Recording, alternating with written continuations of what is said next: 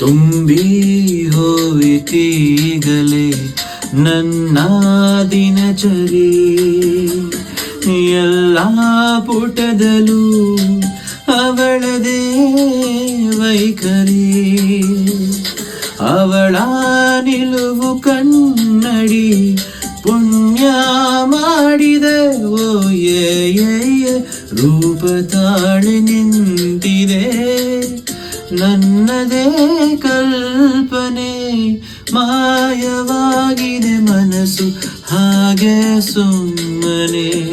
ಗಾಯವ ಮಾಡಿದೆ ಕನಸು ಹಾಗೆ